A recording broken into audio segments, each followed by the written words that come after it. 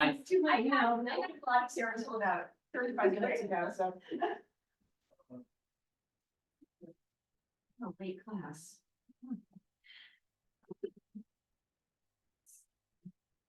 For at 1:30. Let's see if I can get all my props together. Oh, are we on with Mike? We are. All right. We are recording. And we are recording. All right, well, then let's go ahead and call the meeting to order, and maybe have a roll call. Oh, so typically go around the table for if you guys want to introduce yourselves. So you know, I need to turn that up just a touch. I can barely, I sort of, We can. or close the door or something. Yeah, Oh, volume. probably once we close the door, it'll be too loud, but. Yeah, but we do have both subcommittee members present. We do one more thing too. Last time we were here, that fan was not on. Can we make sure that the thermostat is set to like, 69 or 68 or something like that? Let's see if there's another chair. Yeah, let's grab some chairs, you guys. Okay, so we're still grabbing chairs, so let's hold on. It's at 78. Oh, Lord. What do you want at? Like about 68. Gotcha. Is that good? If you want some. No, I'm prepared. You got your jacket. Well, we got new HVAC, but an old building, so. Kind of weird. It's gonna be 90 degrees here, in action, so. Are you gonna have to record music behind you? Yeah.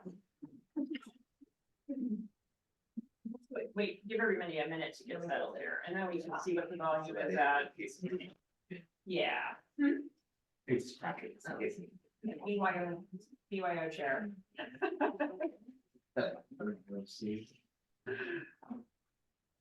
You can bring your own tours, which is something we don't want to encourage. For instance, like mainstream tours. I'm down with that. Whenever I need a Coors Light on a 100+ degree day, I've got one neighbor who I know has always got the mini fridge.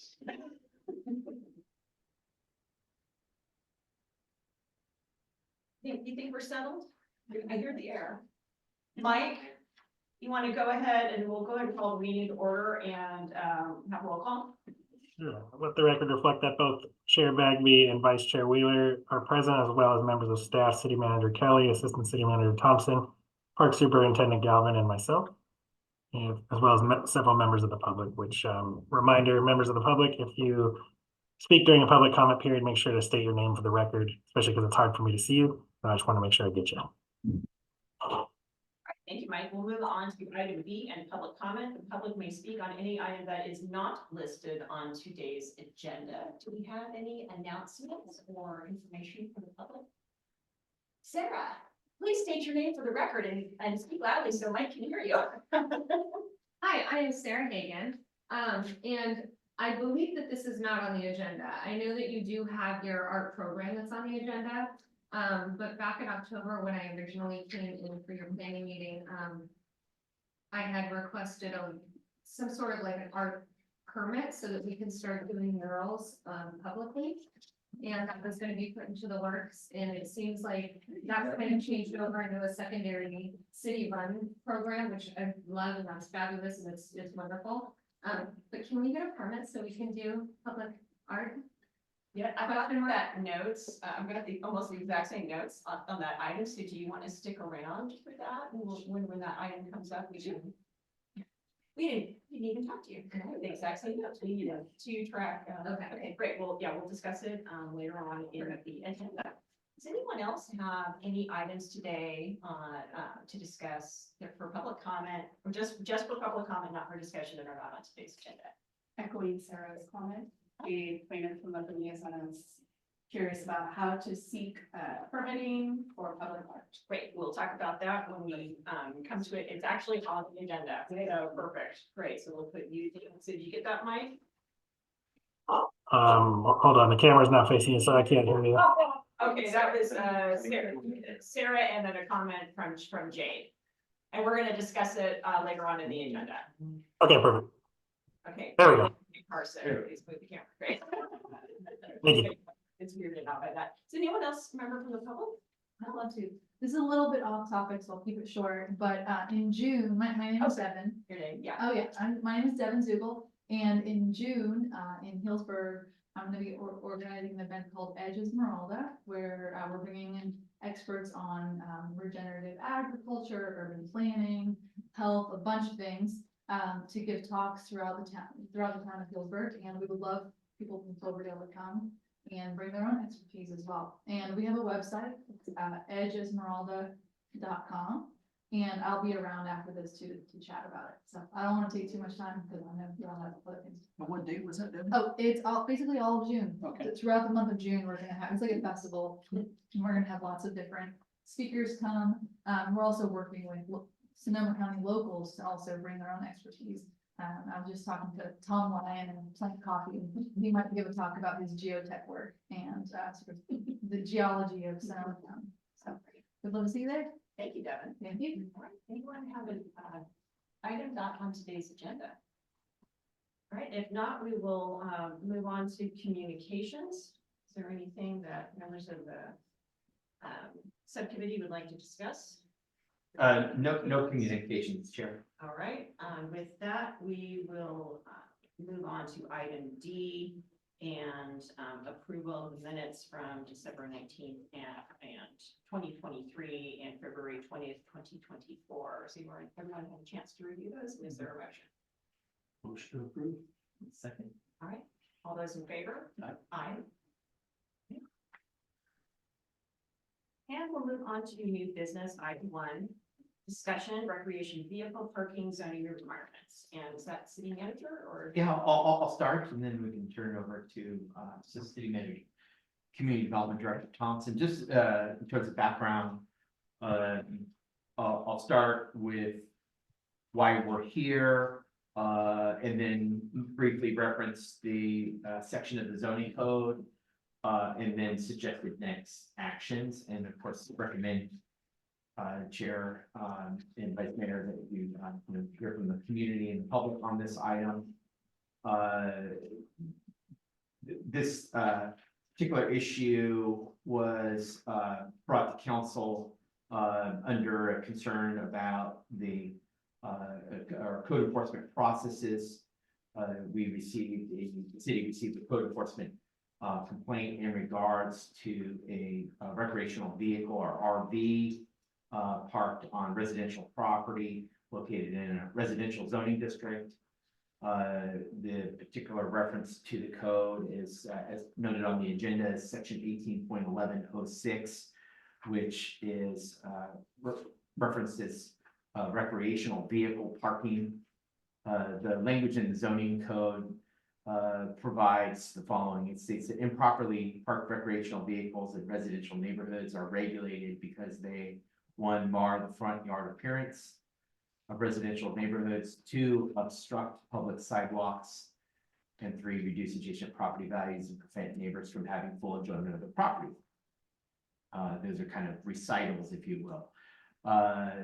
Part B states recreational vehicles may be parked at residential properties, but are subject to the following. 1, screening is required for all recreational vehicles that are stored or parked in the open or on a vacant lot. They may be parked in a completely enclosed garage or structure as an alternative to the screening requirement inside the limitation. The zoning code does, so that's the section is referencing, does refer to 4 separate ordinances that were amendments to the zoning code. Staff did review all of those ordinances prior to the meeting, did not find that there was any specific updates regarding RV parking, nor is there any further discussion regarding what is screening, what does that entail, what does that mean, furthermore, the zoning code does not provide or specify a size limitation. So that does present some challenges for staff in terms of enforcing this provision. One could interpret it to mean that simply RVs are just not allowed to park, but that's not what it says. It says that they shall be screened. And what we found in past implementation of this provision is that it's somewhat of a judgment call. It's somewhat subjective in terms of what is defined as being screened. And different people have different opinions on what that entails. And so moving forward, really my recommendation is that we need to workshop this further. Ultimately, the zoning code is something that is near and dear to our planning commission.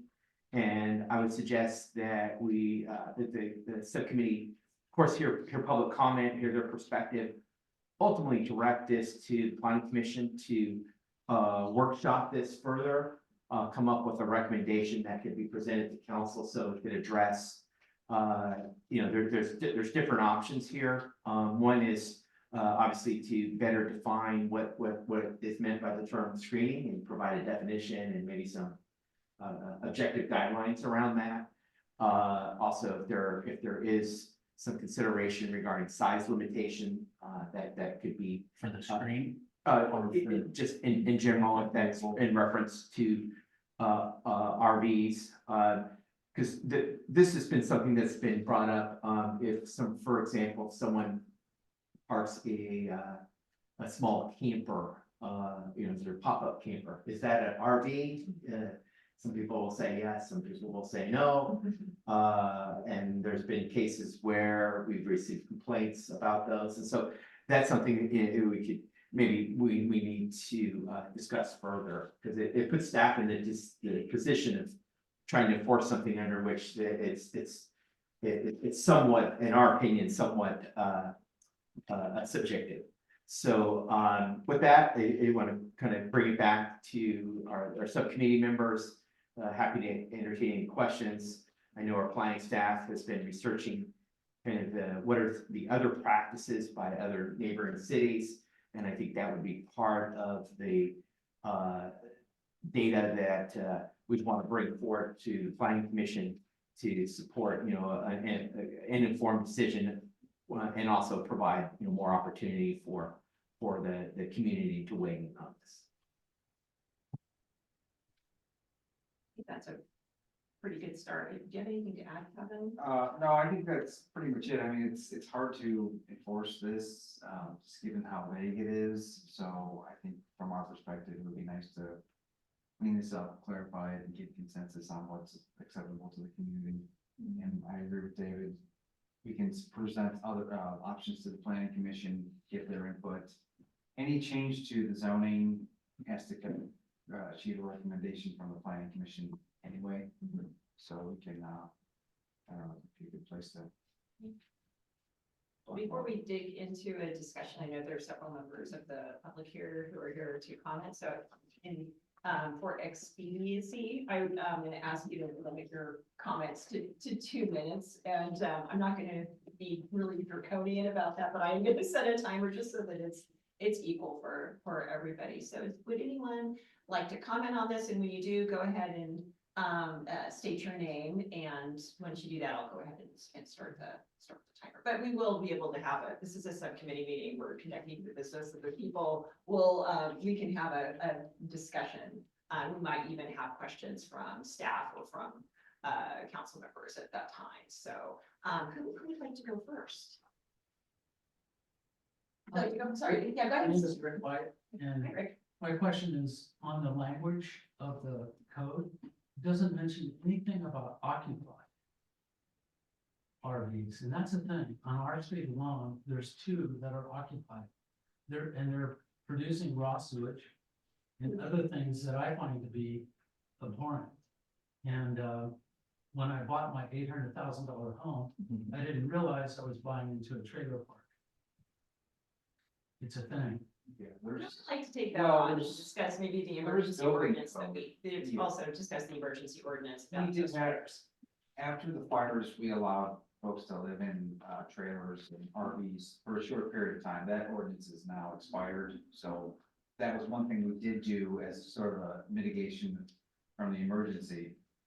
But the building code doesn't allow people to live in RVs on properties the way you just described, so there is things in place that should prevent that, so if that's occurring, then let us know and we'll, have the code enforcement. And it's not just on our street. The other day I was going from the south end to the north end of town, and I counted 10 RVs right in the front of homes, just like on our street.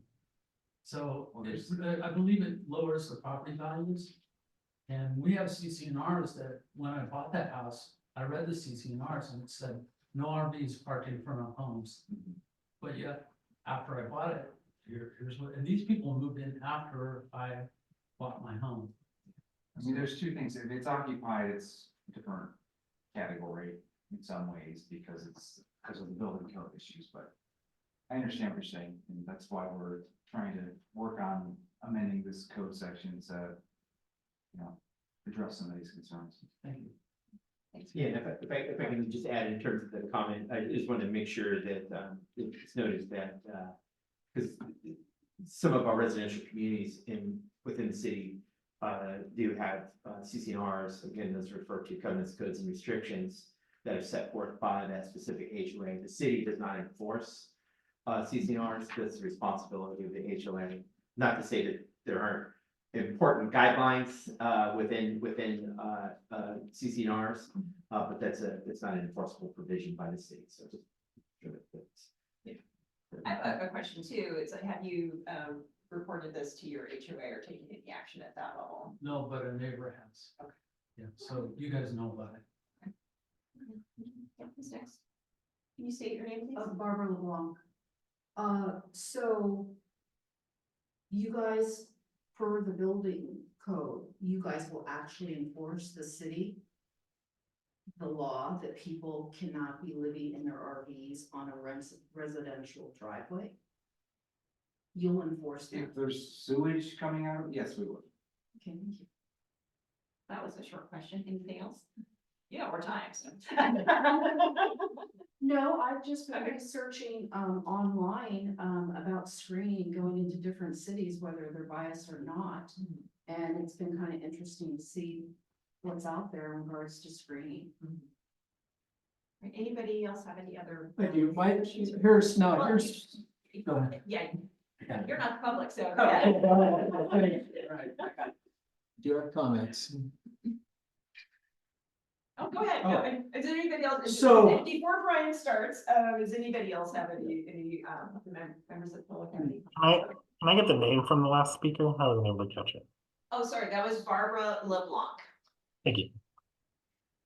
And Barbara and Rick, I appreciate it. I live right behind you guys. I'm up on Pepperwood. And, it's been, if you drive around town, it's not just, our neighborhood isn't unique. You can go anywhere around town and there's RVs parked everywhere. Now, also owning an RV, there's also a little bit of etiquette that people should have, whether they're following or not, hard to enforce. But I'm 100% with you. If they're being occupied and they're hooked up, then that's a permanent thing, and then that's a problem, and I'm on board with that. As far as RVs being parked, we would look at screening. Now, that's something we're all talking about, and that's going to come up, and I agree going to the planning commission. But I think that with the fires and all that, the RV community grew. It's huge now. A lot of people that didn't have them got them. Me personally, I went through Coffee Park Fire, had an RV, and I did have to live in it for 2 weeks until I got a different place. So it's convenient. We also like the families of Cloverdale and up here to get out in their RVs and enjoy, just like we're putting everything into open space and parks. It's nice to get out and enjoy Northern California.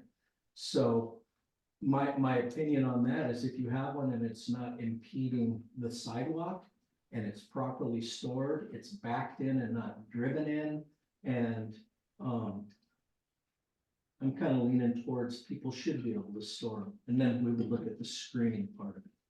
So that's, I think, what we're doing here is looking at how would we make it where it's pleasant to the eye driving by, but people are gonna have RVs. We do not have enough storage down at the south end of town for all these RVs in town.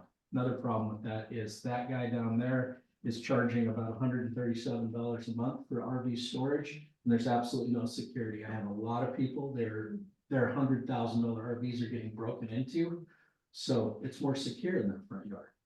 So we've got to weigh that out too. So I believe talking with David and all that, getting it up to the planning commission, let them kick this around. This is not going to be an immediate decision today. This is going to be up to the planning commission, and we can hopefully come to an agreement on some things. Yeah, I do agree with some aspects of that, and I think that post-COVID, camping is huge, and some people's idea of camping is different than other people's idea of camping. And some people have $100,000 RV, and the issue is when you start getting into some of these larger RVs too. I mean, clearly, right now the code, you're not supposed to park your RV in your front yard. You are not supposed to park your RV in your front yard. If you stored at home, you are supposed to have a designated space.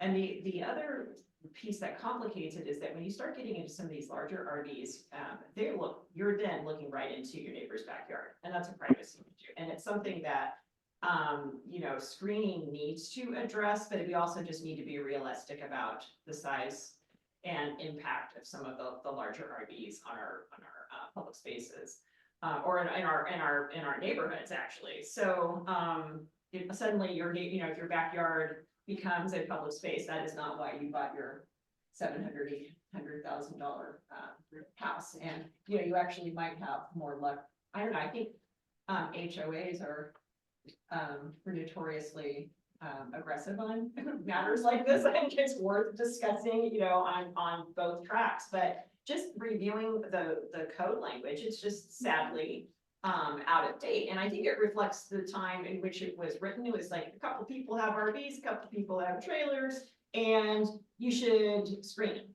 And that's clearly not what we're dealing with any longer. Our population is not only camping and RVing is more popular, that our population is aging, and it reflects, and they have a little bit more money to spend in. So it just has a different impact on their neighbors. But this problem isn't gonna go away. I really hope that we stay away from the definitions though of RVs, pop-ups, trailers, because that takes us down a rabbit hole.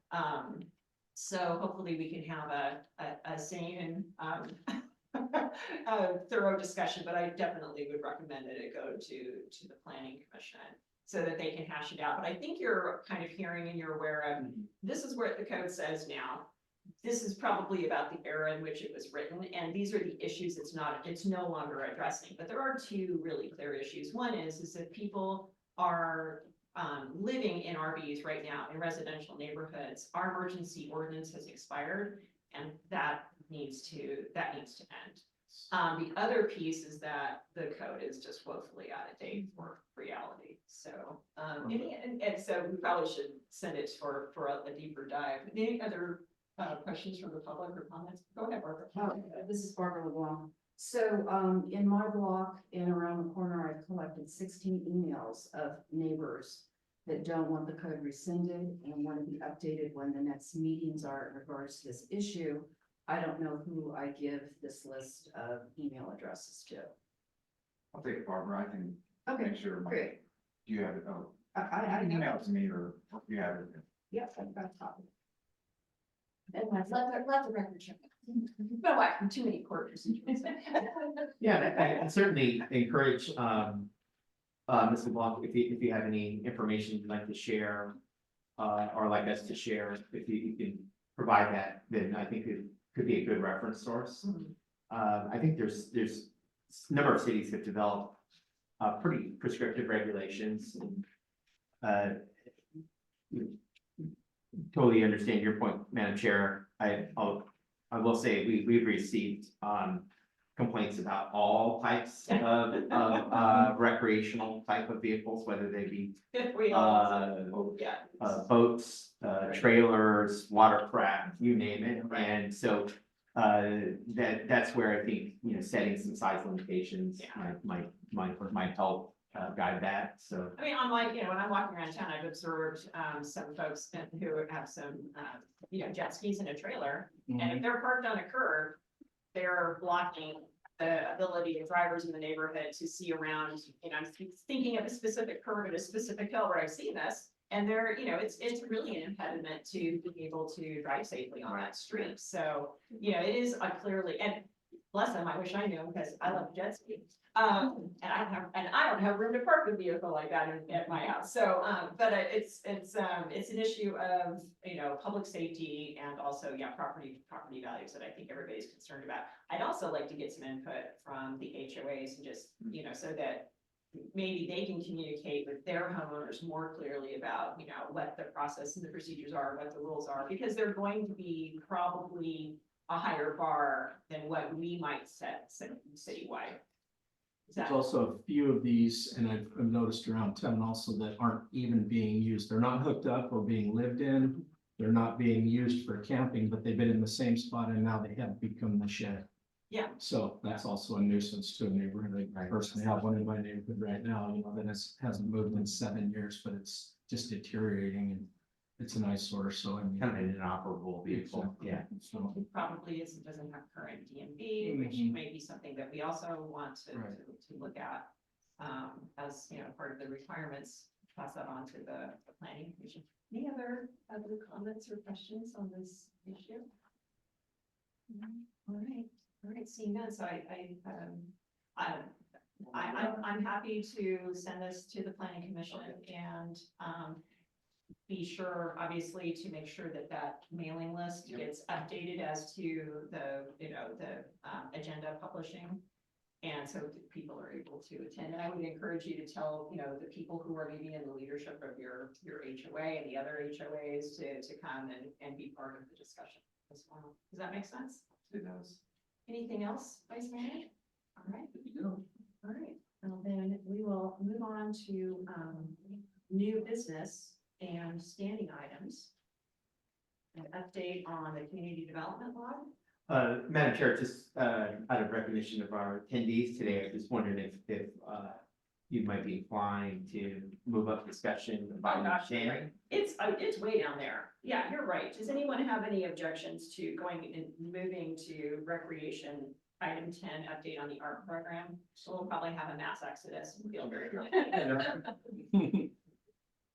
Except we missed. Jade was here for that. Yeah, she had a meeting. Oh, she had me. Oh, shoot. Yeah. Well, okay, darn. Well, she gave her comments and public comment, and then you can pick up the ball. Is that all right with you, Vice Mayor? We just go ahead and move on to that item. All right. So we have an update on the art program. Sure, and I apologize, I know you're trying to get a permit and it's taking longer than I thought, but we are making some progress, I feel like. So I went back and listened to the council meeting where the council discussed this, and I picked up some points that I think I've addressed in this current draft. One of the main points was the public-private partnership. So we've added language in here about sponsorship of businesses for certain boxes. And so that would kind of, I think, the way you were describing the Santa Cruz one, Madam Chair, the Tran box. So there's some language in there about businesses wanting to sponsor art projects, and that could be, we got clear direction not to do a stipend, but that could be a way for artists to get some financial backing for their art.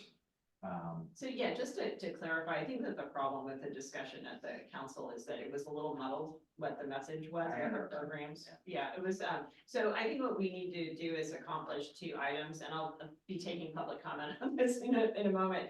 But we need, we have 2 separate goals here. One is private buildings and utility boxes. They need a permitting procedure for privately financed, privately owned, and supported murals and utility boxes. The second one is if the city wants to move forward with mural locations and utility boxes, we need procedures, documentation, and application process for the city identified, city-owned mural and utility boxes. So we really need to have 2 separate tracks, and so that we're not getting in the way of, already publicly funded, already identified sites. We just need to have a permitting process and let them. I think it's there. I mean, I went through, and so just to we have contacted the other utility box owners, Comcast and AT&T. We haven't heard back, and I know Derek, our public works director, has a contact and has asked them twice, so we have it where it's in here, but we don't have permission yet. We do have the city-owned utility boxes identified. And I tried to go through here and differentiate between public buildings and private buildings. I think ultimately, at the end of the day, it's gonna be this kind of the same process. I think so too. Application, Yeah. review, and then some sort of permit at the end of it, at the end of the process. Right. So, I think it's there. I went through and listened to the conversation at the council, and I think I picked up on at least a few of the things that were requested. There, like you said, there's a lot of discussion, but I think the public-private partnership, the, trying to get the other utility boxes that aren't ours, which we're still working on. Sort of a process, the reviewing body, took out the stipend language and added the language about, sponsorships from businesses. So, I don't know if you have more comments, or if we can take it back to council, maybe for adoption, or if you want me to So answer. we'll be able to say, see if there's any input or questions from the public. So Sarah, do you want to, you guys are, yeah, sure, I should have. Sorry. Yeah, Sarah again, it was quite. What was the last name? Sorry. What's that? Sorry, Okay. Mike. What was the last name again? Sarah Hagan, Hagen. Perfect, thank you. And so at the last meeting, it was quite confusing because, I was going in thinking that we were gonna have an update on the permit process and go from there, and it changed into a completely different process. I'm totally behind the city on doing their own art program and choosing their own locations and choosing their artists and coming up with their own application for that process. But we definitely do need something separated out completely. And I printed out just a short information from, San Francisco that has their guidelines, and they have it kind of broken out, by city landmarks, public buildings, and, conservation districts, and they've set it up in those separate ways and what their guidelines are. So we just need to hopefully come up with a process so that we can get some art going up on these public walls that people really want. Yeah, I think it's in here. I mean, I do think the process is in here. It talks about guidelines for art, the procedure that you would apply. You'd give us pictures of what you want to do, where you want to do it. And we would put all that together, take it to the city council, and they would, review it and presumably approve it. And then you'd have your permit. And I think there's enough in here to do that, but unless people have more, ideas about how to, add to this program, I think. The problem I have, Kevin, is that does the council review sign applications? If that's not the minister. No, I think that was the direction of the council meeting, to Yeah. bring it back to the council. I mean, we suggested it could be the planning commission, or it could be a subcommittee. I think that it really got muddled because people, there was a misunderstanding between the private locations and the public locations. And if it's going to be on a city building, if the council wants to oversee a mural and a utility box program, they probably should be the final arbiters. But if it's going on a private site, and we certainly have guidelines about what is appropriate, for, what an appropriate sign is, what an appropriate fence is, what an appropriate building requirement is. We have all of those, and then those are just checked off ministerially.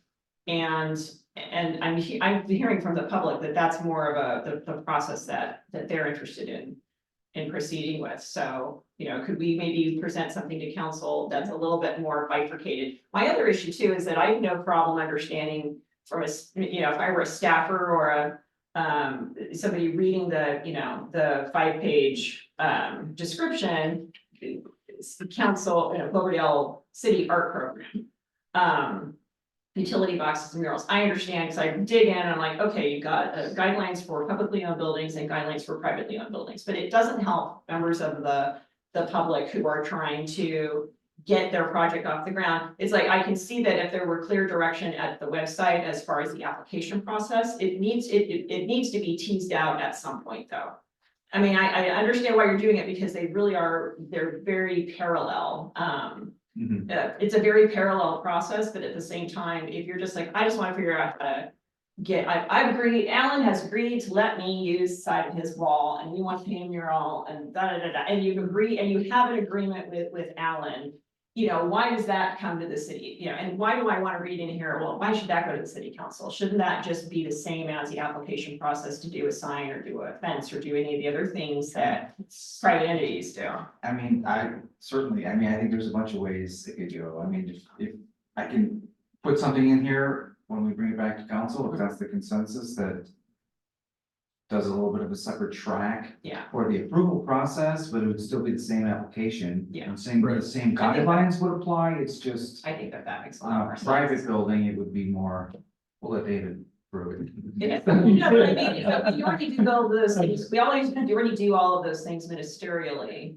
And so, you know, if he has a contract with the artist to do the mural, and it's within the city's parameters for creating a mural, why would that come to the city council? That is insane. But I think one of the things, there was so much information when it Yeah. came to this, and I think honestly, the entire council is pretty much on board with this.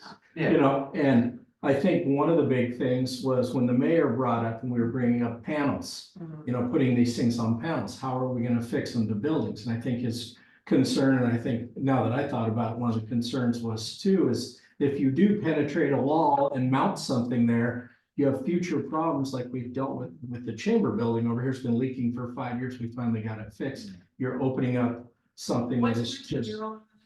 No, I'm just saying, not the murals, like, no, the chamber, it was just leaking and nonstop. So if we penetrate a wall and we create a leak or anything like that with our rain, we've got a huge problem on our hands. So that's where the panels came in. That's where everybody was talking about those. And I yet, get the the mural. panels that are over an antiques weeks building, those have been there as long as I've lived here, which is 24 years. Exactly. So, I think, again, that's the kind of thing that, you know, it's apples and oranges, unfortunately. But it's the kind of thing where it's just common sense building standards. So I don't see why we need to go down the rabbit hole on that. Do we wanna, keep requesting panels on public buildings? Because then it could be removed if we wanna swap out the art. I don't think so. I think the panel thing should just be gone. In my opinion, you know, that takes out 2 or 3 of the elements of penetration and all that. If we're gonna do a mural It's an goes up. You know, How about we actually, just keep? it's an option. I think that it's an option. So why don't we go ahead and take more comments from the public? Sure, my name is Molly Fisher. Hello, it's good to meet you. Thank you for reading all my emails and crazy things with meant to be constructive, only meant to be constructive. Good. For the record, they're not crazy. Okay, thank you. I have just mostly questions, but the things that I want to say that the panels idea that's a great idea, but who's gonna install them and who will build them? I'm not, I'm a painter, you know? You want high school students to participate in this? I don't think that's really gonna work, so we have one beautiful mural or series of murals that are painted on panels. I don't think that's the way to approach the whole process for this. Also, you've specified the materials, the graffiti, the anti-graffiti coating. I would like you to specify further that be the sacrificial type that washes off, because that is going to affect every subsequent mural that is painted on the utility box. You've also specified eggshell, which sounds like you're painting a house. Artists' acrylics don't have that property. So if you want to have acrylics painted in a mural, that's great. But on the utility boxes, I think enamel would be the thing, because that's like a car, like the old fashioned pinstriping on a car. You'd use one-shot bulletin colors, which aren't made anymore, but there's there are other products that work that way, and spray paint, Krylon, that is enamel. Also, And now, what you want to use on metal, anyway. It's pretty appropriate. I think that that was also a disconnect between, it's like it became over specific in some areas because it is not actually inconsistent with the materials that you use. If you've got a masonry building versus a wood siding building versus a metal box, you use the appropriate paint. Yeah, because I wouldn't know which paint to use on those particular materials, so maybe. You don't watch this. Just all think out. I do a lot of painting. I don't know, this will be so, Getting under my skin here is the artist being responsible for maintenance of the art for 2 years. That's nuts. I don't think so. Maybe if the artist wants to, but please don't bind us to that. Because if somebody wants to move away or go to college, they should be able to forget they ever painted that. They should be able to. I think the missing part and the explanation for that is that in the Eureka package, which I think we've diverged from a little too much, they actually, it creates a contract with the artist for maintenance, which actually creates an ability for them to get income over 2 years or Great. 5 years. And If the artist wants that. but it's predicated on the contract being engaged. Okay, Yeah. there is a contract. and So there's something here. it was like, that was the logic for that, but it got disconnected from the reason for that. Yeah, when we were trying to. I'd be happy simplify the to program. paint over graffiti anytime, if I can make it whatever I want to paint. And I think the other thing, and forgive me, Kevin, if it's mentioned, but I mean, one of the reasons that cities have gone to programs like this is that there's just so many, there's overwhelming evidence that this actually really curtails graffiti. And I'm not sure I'm not sure we hit on that in our draft either, that's one of the motivations as well. Is that these murals and the painted utility boxes actually result in less graffiti and less maintenance for both the property owner, whether the property owner is the city or the property owner is a private property owner. Is that, and we need to go I back don't think it's to, in there, but I mean, I could put that in the beginning. yeah, maybe we can kind of go back to the original language from Eureka, because I'm pretty sure that that's in there as well. Yeah, I think one those more are, comment. oh, please, go ahead, sorry. Thank you. Thank you so much for doing this. I really, really appreciate it. I'm very excited about it. My excitement, ebbs and flows. The more constrictive it sounds, the less I feel like I want to do anything there, but. Thank you for putting up with us. But that's how it works. And then. Well, you're not this is the new to me. only artist, I've seen Barbara's work too. Barbara's worked on large scale Oh, really? paint projects as well, so, yeah, there are several people in town, including Diana Schreiner is a commercial painter, but she does large pieces, and so there is a lot of kind of demand for this amongst our community, and they haven't self-identified like you have, Molly, so. Any other comments on it, on the art program as it is now, recommendations for staff? No, I do just have a question though, for the art walk, the structures that we have, the large pieces. Are each one of those pieces of art approved by the city council? No. I think it's Why a would this be a different? Staff took council's direction in terms of reviewing the murals and painting of city-owned infrastructure. So that I guess it's a question we'll have to bring back to council. And if they so direct us to not have being the reviewing body, that would.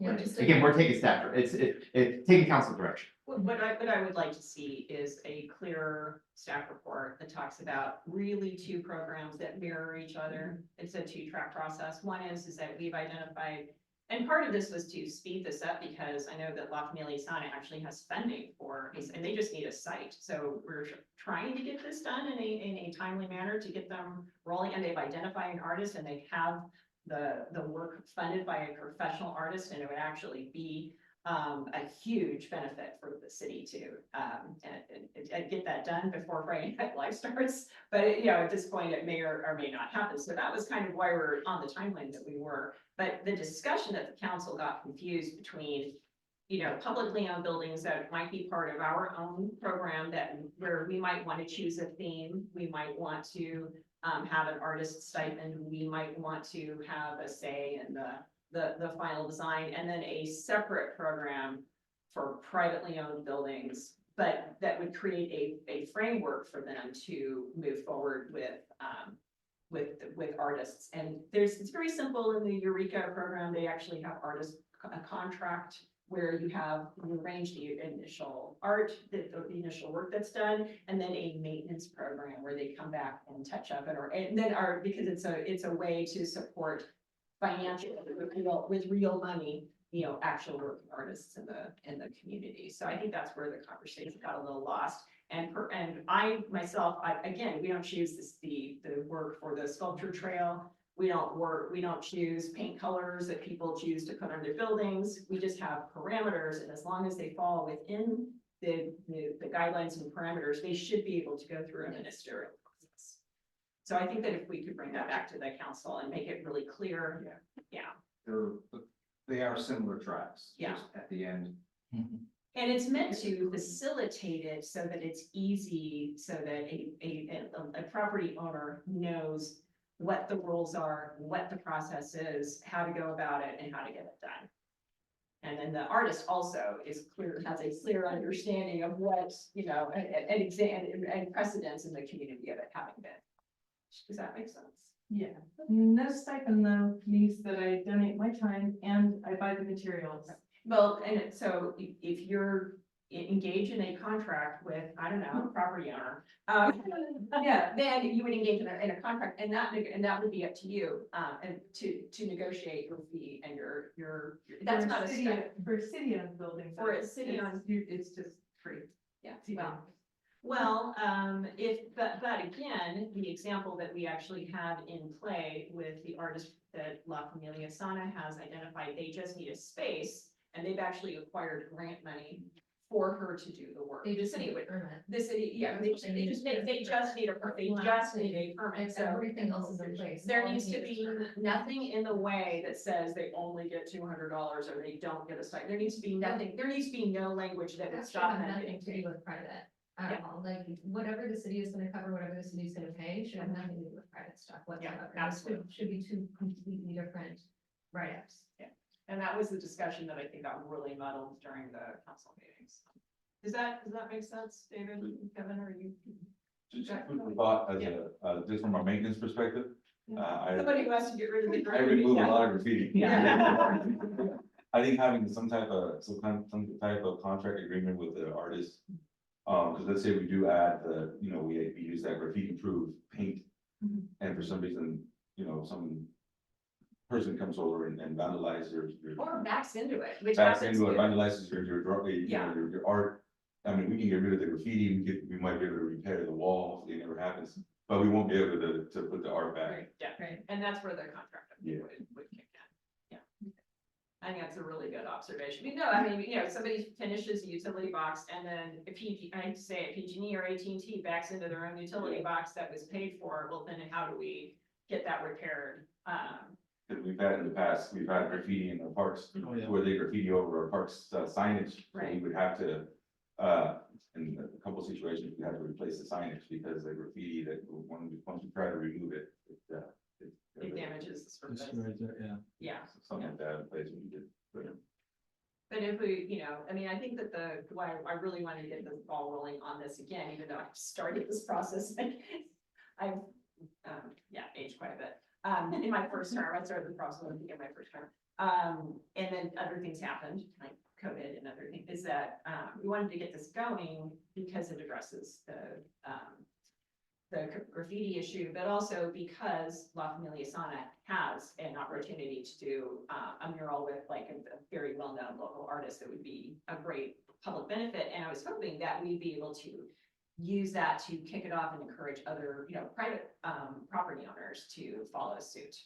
But we are working at speed of government here. That's okay.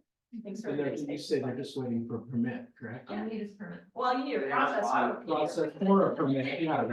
An application. Yeah. Yes. That's why they're not just waiting on a permit, they have a location and everything. right? Yeah, if it's on private property, I mean, Everything's ready to go. they could have always applied for a planning permit. Yeah, I mean, we've had that in place, just like, the chamber did for the. just like the chamber did, yeah. Yeah, so that's been in place. We, with this program, we're more attempting to try to streamline for public art. So it kind of took a different approach than the zoning code approach, but, any applicant So could have. what's the, Well, there's an opportunity to apply for Just a simple a planning. the sign permit, basically, at this point, if it's So on, that's what on you're on private property. I'm just saying to expedite it, otherwise we're gonna bring this back to council, formalize and recommend to council that they formalize guidelines. Remember, we Well, were I bringing this think- forward last time and it was. Yeah, when it comes back, I think, like you said, it was kind of muddled up, and once we've got some clear direction on that, you know what I mean, and we get a lot more information, I think we'll have a solid decision. Because like I said, most council right now is game for this. Yeah, You know. I think there was support for it, but there's a misunderstanding Right. of what's our part. Exactly. Yeah. Yeah. so the interim, the sign permit would be. It's on private property. Yeah, I'll talk to Jade. there you go. And we can move forward. And so just to encapsulate what we heard today is really want two separate programs. Clearly, there's one now, we need it broken out into two, one for art on private property, second, art on public property. They clearly provide the guidelines for each of those. There's some comments about the specifics of the guidelines relative to anti-graffiti coating and the type of paint material that we can look at and see if there's some adjustments in that language, but otherwise, we also need to develop an application, because that hasn't been done yet, and an application would correspond to each of the two programs. An application process, yeah, that's clear, and it, you know, I'm not gonna be, you know, too much of a stickler if our internal document doesn't change that much, that's fine. But the outward facing information on our website of what the procedures are for the public art, the public building or public utility box program versus getting permission to do you know, art on a privately held building, and having that being clear on the website. Here are the directions, here is the application, here's the process. Does that makes sense? Okay. And we can bring that back to the council. Right, any other comments or questions? No, I can see Cindy Box from you. We gotta get Barbara involved in this. It was like an RV Yeah, that's- We're gonna have lots of RVs that are painted like the front of the person's house. All right, so that pretty much wraps up that item. If you want to go back to saying, yeah, we'll have a mass exodus. Predicted a mass exodus. Yeah. Great. Thank you. Thank Thank you. you. Hey, welcome. Thanks for coming by. Thanks for coming. Thanks for coming to see it. Yep. And we're gonna go back to F1 planning. Oh, thanks. Oh, yeah. So I'll Thank you. send you the full link to Okay. others, how they have it broken up for the big city. Okay. Lots of good things. Okay. So we'll go back to standing items and planning and an update on the community development process. Okay, this is when we talk about if we've received any new development applications, and we have not. Probably the biggest thing that's happening is the Osceola Apartments is trying to get a building permit. So they should hopefully be under construction later this year, or at least, site work, this year. But we haven't received any, new development applications. There was a application for a 4-lot subdivision on Osceola Road next to the Osceola Road Apartments. Is that Lake Street, Dan? Or are you trying to- Lake Street, four lots, 7,000, 6,000 square foot lots. Since it's a 4-lot subdivision called a parcel map, it doesn't go to planning commission, it gets approved internally. So that's coming. They haven't said if they're building the houses or selling the lots or what's going on. But that's probably the one thing that we've gotten new since the last meeting. Is that one right in the corner there, First Street? Yeah, Dusty Road. could be a lake in Aston. Yeah. Any comments or questions? No? All right, we'll move on to item 2, update on annexation, 6 acres down South Cloverdale Water Company. Yeah, well, I'll provide an update on this. So council approved the annexation agreement with 6 acres. And staff is working on the annexation application to the local agency formation commission. And we're coordinating with the state on the fees to the filing fees for that. Moving on to number 3, urban growth boundary. Okay, this staff received direction from council on a proposed ballot measure to amend the urban growth boundary. We will be bringing back a resolution for council's consideration that would place a measure on the November general election to seek registered voter approval to amend the UGB. Included with that would be extending the term of the existing UGB, which expires in, I think it's 2030. So it's an opportunity to put it on the ballot now and to get that term extended.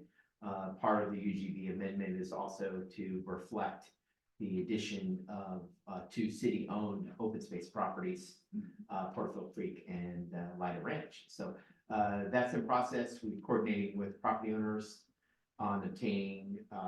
We did receive an initial deposit of $10,000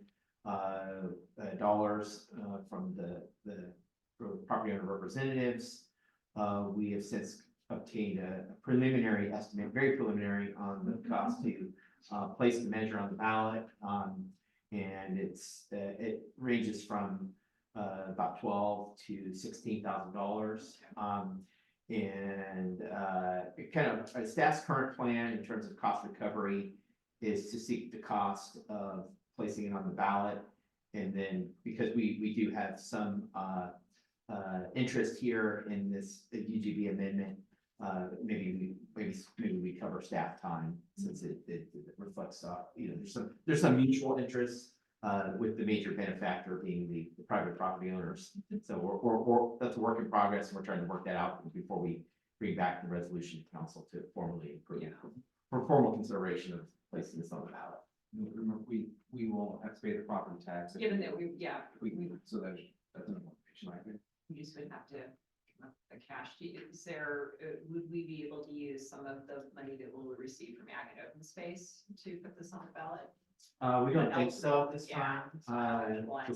The funding that we requested is for the initial preserve, access, operation, and maintenance. So they tend to shy away from voter initiatives. Interest in that, but we do. So Well, and David came up with the idea of let's get them to pay for the ballot, and our contribution will be the staff time. I think that's fair, and we've put some staff time into this already, and really haven't collected, although they have given us a deposit, but I think that's a fair, good idea. that sounds good. Any comments or questions about the UGB? No, if not, we'll move on to item 4, countywide flood master plan. Yeah, so we are continuing to track the process that is being led up by Sonoma Water on developing a countywide flood master plan. We've participated in the planning process.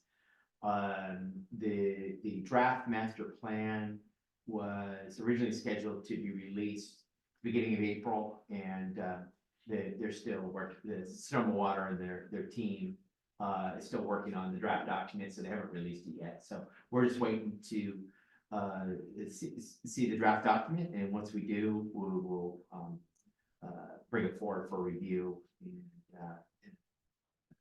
make sure it reflects our local interests. Questions? Okay, we'll move on to item 5, update on SB 852, climate resilient communities. There's really no updates on this, Chair. nobody's sticking their neck out on this one, so, well, if I learn anything at Yeah. Al Cities next week, I'll let you know, but, I keep hearing, crickets, so, okay. I guess one ancillary update on that is that, one of the components of this legislation is the utilization of what are referred to as enhanced infrastructure financing districts, which is an attempt to kind of revive some of the aspects of former redevelopment law. And the city of Santa Rosa has initiated an effort to establish an IFD for the downtown. And concurrently, the county has established guidelines for IFD because it involves the component, the kind of the where the rubber hits the road is that the tax increment is sent to the financing district to fund whatever it calls for in the plan, which the intent with the legislation was to finance climate related measures or improvements. But I think the county's plan or the county's guidelines provide for that, along with a host of other kind of limitations. And did some of the cities give some input to the county on that as well, at least the board of supervisors? I attempted to rally my fellow colleagues in the city managers group, and I know they're all very busy. The Santa Rosa has really kind of took the lead on that since they were in the process. And I called to the attention of, or James Cameron at SCTA, and it wasn't on his radar, so I think the word got out amongst some of the other, general managers and executive directors of some of the larger agencies as well, to keep an eye on this. Right. Yeah, it's gonna affect all of us. Okay.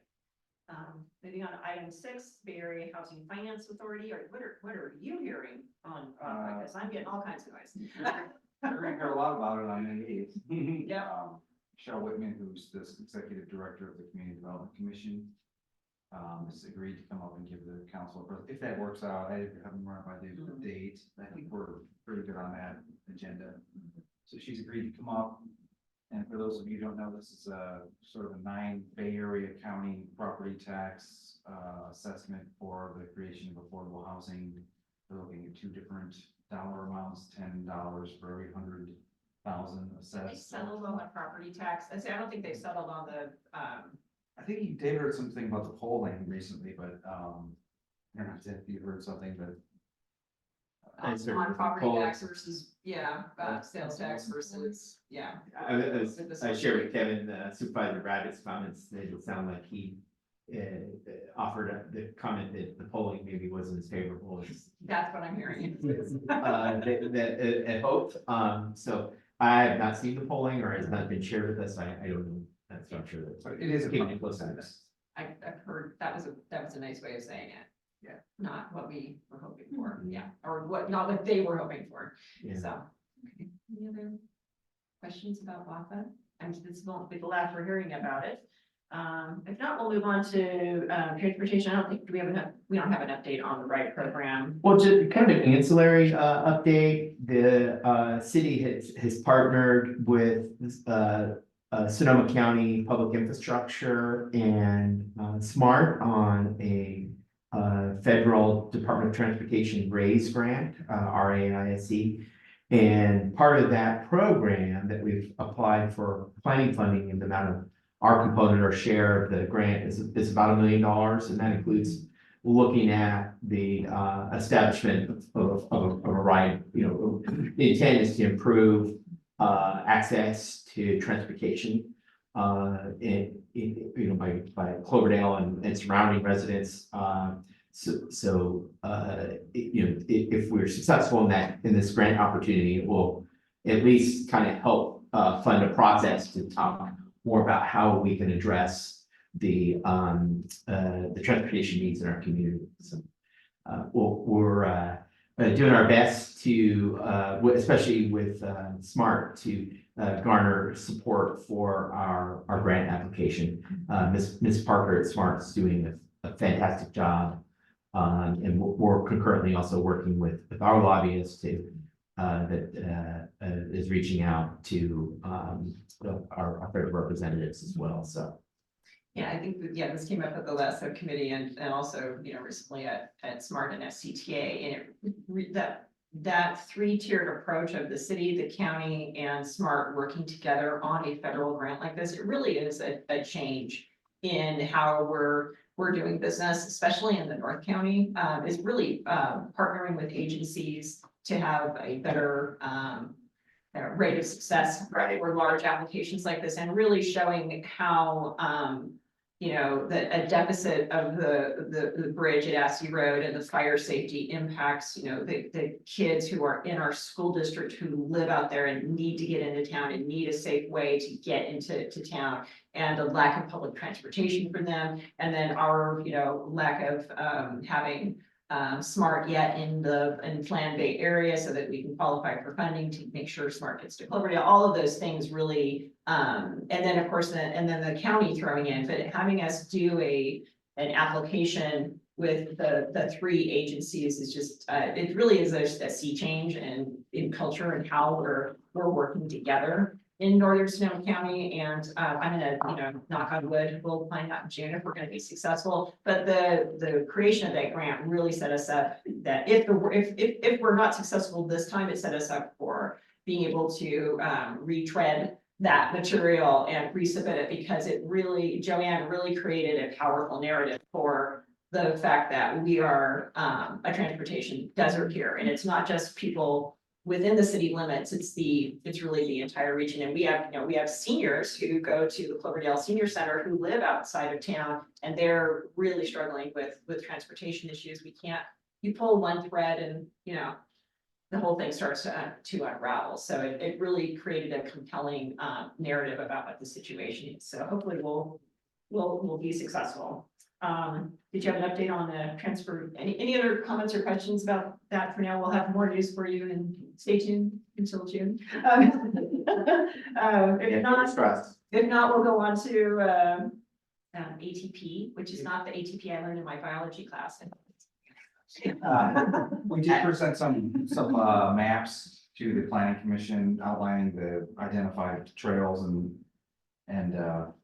bike paths and things like that. So they did provide some good input.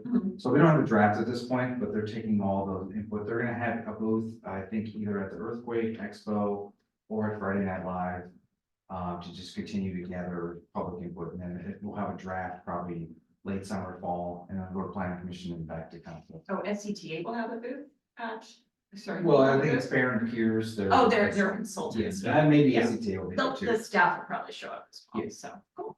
Right. Oh, do you want to promote the earthquake? What day is it again? Yeah. 19th of April, or are we talking the? May 19th. 19th too? It's really important to make sure we About that. about that, and also because it's not just, importantly, it's not just the disaster preparedness, it's also, the place where SCTA is reaching out on the countywide active transportation plan. So even if you've been before, there's going to be new stuff that it's a great opportunity for public outreach for one of our county agencies. So Yeah. Maybe they'll do both, but I don't think they've decided between Friday night. well, I know, Frank. Yeah. So- Because the odds are we'll get them to come back. Any other comments or questions? All right, if not, we'll move on to, the recreation survey. That kind of feeds into this as well. Well, just a quick update. Kevin and Hector and our city clerk, Mike Maloney, have been working on developing a recreation survey to assess the residents' desire for rec programming. And this It's almost there. All right. it's in process. We at the joint city school subcommittee meeting yesterday, we got their support for disseminating the survey via the school. So we can share a link, and they'll help get the survey results out, because it provides opportunity for students, of course, but also their parents. So kind of good news on that front. that we, again, the intent is to help inform our staff, and ultimately staff will make recommendations based on survey results to council in terms of how we might further develop a park and rec program. So And how long is this running?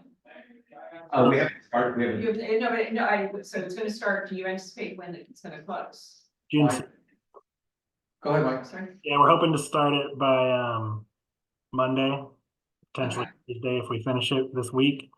Start pushing it out. And we wanted to run its course through the rest of April, all of May, because we have an event in May, the Kids to Parks. Read my mind. We Yeah. want to have that available to them there. The QR codes, little posters. I've already started to develop a flyer for it. Yeah, we're thinking that it'll run through May. So I think that lands us on June 2nd. We'll compile the results and hopefully bring it to planning and sustainability on the 18th, which is our June meeting, and then to council on the 26th. Let's put that out with We bike can to, get all of it together by then, but bike to work, but I think, are we officially calling it bike to work or bike to anywhere? It was during COVID, it was bike to anywhere. Biking. But it's May, it's whatever, I don't remember, it's that Wednesday in May, like right in the middle, it's May something, so it's bike to, so if we could push it out with that, that might be a good co-marketing opportunity. So just to touch up on the survey, not necessarily for this, on this one specifically, but the one that we currently undertook over at Ferber Park. And it was really our first one that we've implemented with Mike, myself, and David and Kevin. And we got a lot of positive feedback. We're still currently working on some of those short investment surveys, requests that the community inputted on. And some of those are, the cornhole boxes, which are scheduled to be delivered here in the next couple of weeks.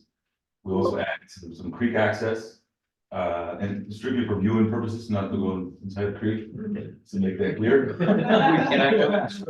Can't go in and swim the hole there, we can, and then, we added a kiosk information center there at Ferber Park. That has been very popular now. Oh, I didn't know that was there, I'll go check it out. Yeah, and so we advertise some of these flyers out there already. We also installed some recyclable garbage receptacles, doggy stations. And this is all part of the feedback that we received from the community. And there's some wish list items that require more funding that we need to discuss further later. And your benches. All the benches, those are it already. I mean, second they went in, I go down there all the time, there's people on both of them. Yes, And I'm like, perfect. we added the 2 benches around the winding trail, with a plan of extending a 2.5 mile radius, so folks can hike around the Ferber Park. And That around. Porterfield Creek one, it needs a coffee cart. Those Yeah, people are like on it, they're there all the time. Yeah. But So that's outside the budget. yeah, and this is all the positive feedback that we receive from the community. Yeah. Of course, it takes a lot of maintenance efforts from park staff and more time, which we'll be discussing on the budget workshop coming up. So that's what I give you a little update. Oh, that's. But it's a great example of utilizing the survey results to help inform our investments in time. And Yeah. so hopefully we're we're targeting the exact things that the community wants. And as part of the budget process, bringing forward, revamp of the playground, along with the scoreboard, Stairs. and additional access. So those are all things that kind of came out of the survey and helped inform that. Let's not forget the wish list item of lights. Right. I don't want that to slip away. It's in there. You'll see the stuff in the budget.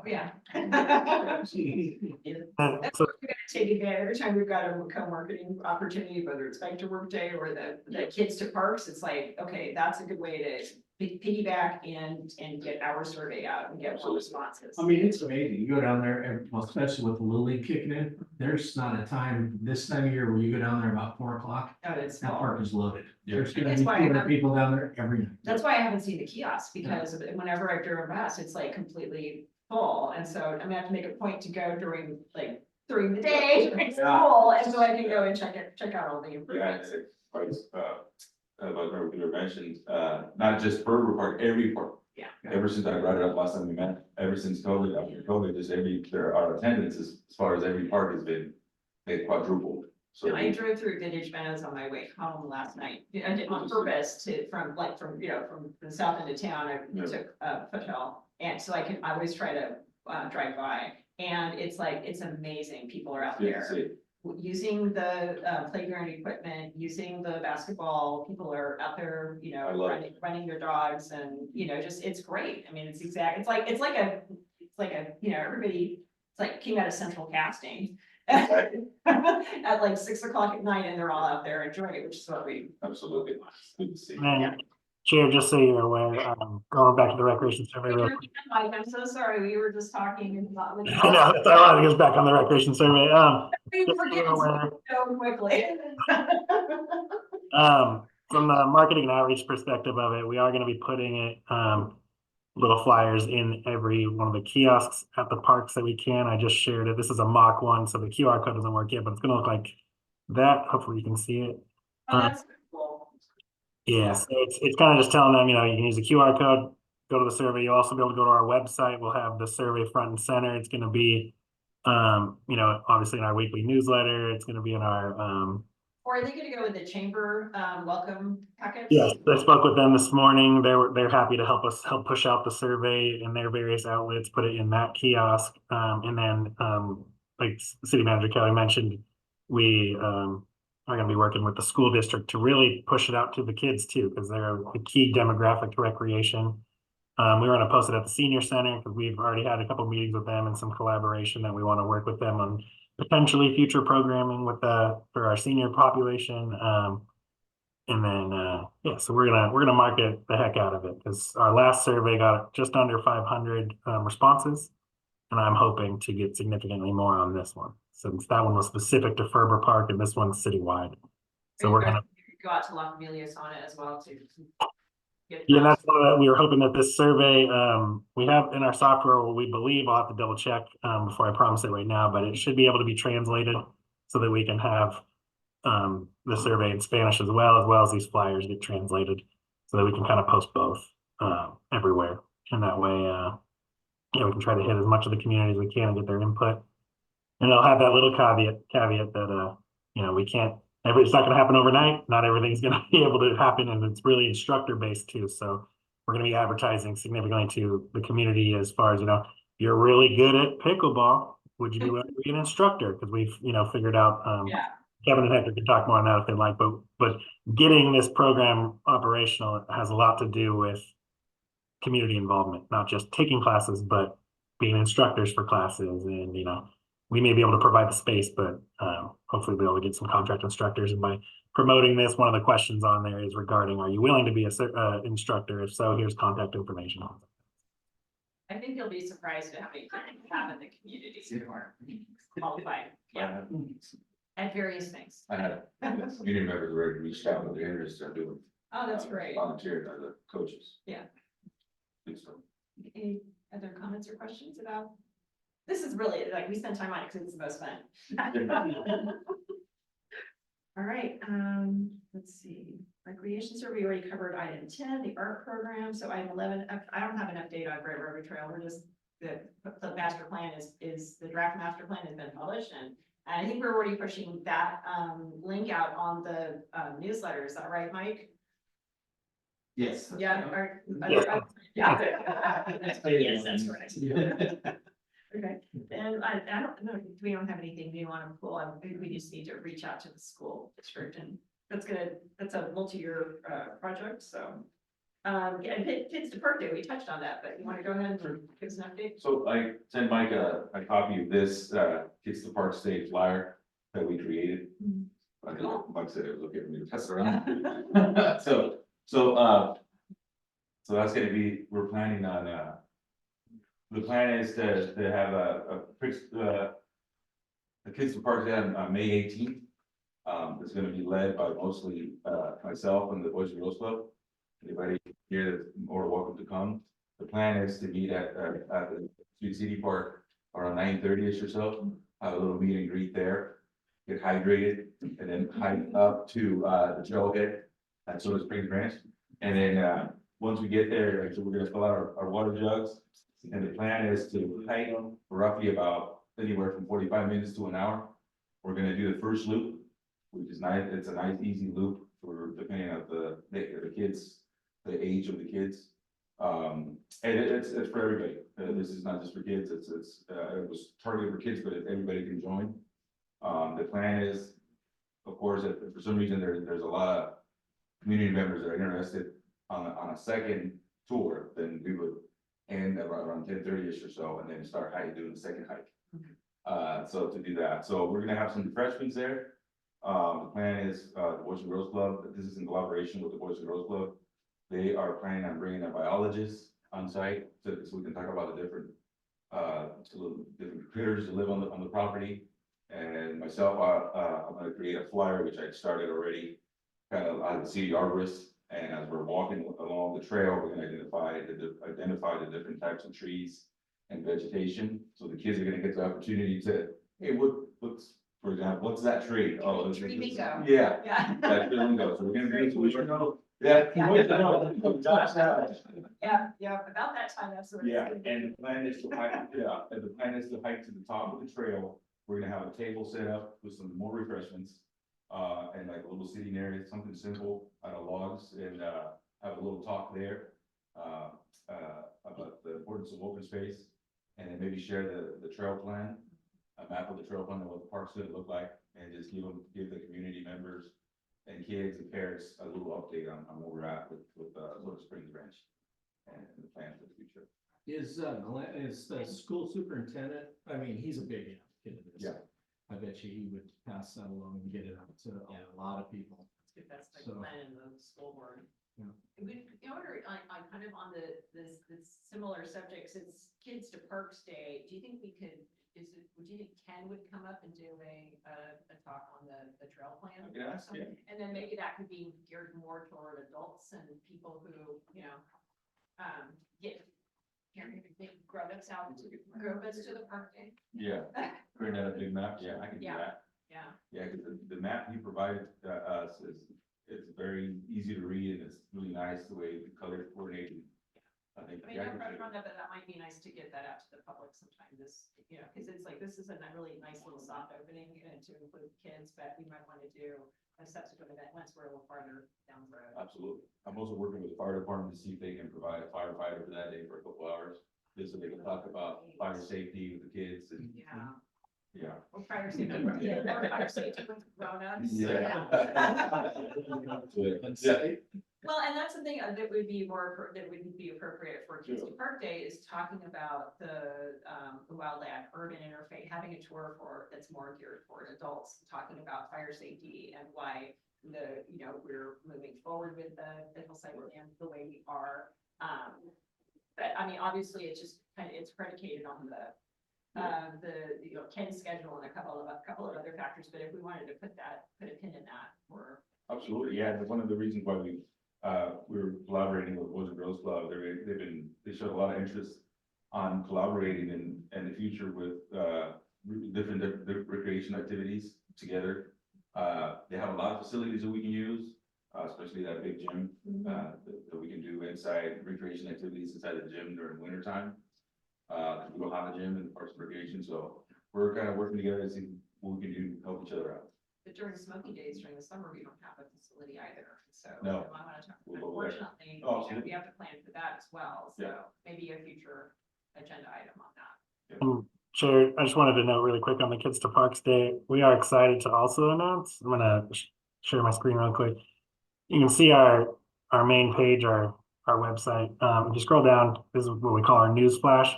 Kind of just put new items in here once in a while. We did put Kids to Parks Day. But if you go to click on it, this is actually going to be our pilot first activity that you can use our Civic Rec software. So you can go down and actually register for the event. It is free, but we're going to have folks start to, create accounts so that they can log in for this as well as future recreation programs. But it's officially live. Our Civic Rec, it's the first program that we've put on there that is live, is this annual Kids to Parks Day. So I just wanted to highlight that for for you all, and it's gonna be part of our, you know, marketing for this event, is that registration is available online and online only. So, we put it at, like Hector said, we put it at 40 folks. If it goes over 40, we're also testing out the waitlist functionality. But like I said, or we put it at 50, sorry, if it goes over 50, people go on a wait list, and then depending on that, we'll hopefully be able to have another hike or set another date for it if people are interested in the community to check out the new park. It's one of those events that, like Mike and I and David and Kevin were discussing this morning, this is one of those events that even if, like Mike says, we get 45 people or 50, it's just, we're hiking. So this is kind of like a pilot project, just to see how, pilot hike. to see how it gets. Great, no, I mean, I think I said this to staff a year ago when I first saw this, and Yeah. we just weren't quite ready to jump on it, and then it's like, it came back around again, and it's a national, it's a national day, and we were able to use all of the marketing that the content that they provided, and then just make it our own, so and I think it's great that you tied in the use of Civic Plus too, Mike, that's an added, you know, we'll just, and if it's a blow up failure, we'll find out in a very, fun way. It's a good opportunity to use it. I'll give credit to David. That was his idea. Yeah, we were able to get it functional. It's we looked at it for a little while, but it's actually much easier to use than we had thought. So we're gonna be able to put a lot more events and programs and hopefully some clinics and things this summer, but kind of based, like Hector said, on the results of the survey is kind of gonna give us direction on how we're gonna go forward. But Oh, cool, great. Any other comments or questions? Great, well, great job, Mike, and I have it on my calendar, I plan to be there, and actually now I'm gonna sign up now that I know that I can't, So a so. lot of tools and swag. To borrow a child. Which I'm sure there'll be plenty of people like, yes, here. Great, we'll move on to, Our Healthy, Community Project. And I think that there's gonna be a lot of synergy between that and, the recreation, survey. And I can help, like, just touch on, or yeah, I can help, I can coordinate with Mike, Kevin, I can help translate that flyer into Spanish. Yeah, that would be great. I'm surprised that it didn't come, the national stuff didn't come with a Spanish translation. Yeah, I looked at that, I can find. Wow, that's just, Yeah, okay. it's easy to translate. Exactly. I think it'll be fine. So, any other comments or questions about item 14? All right, moving on to, let's see, I think did we get everything? Well, and actually we had some future agenda items in there. Mike, do you need additional guidance? I think we need to have a grown-up to park day. Does that make sense? And maybe it kind of incorporates, the future, the park plan, trails, fire safety, cocktails, just kidding. Does that make sense, Mike? Anything else? I got it down. If there's any other items, please let me know. Anybody else have any future agenda items that have popped up?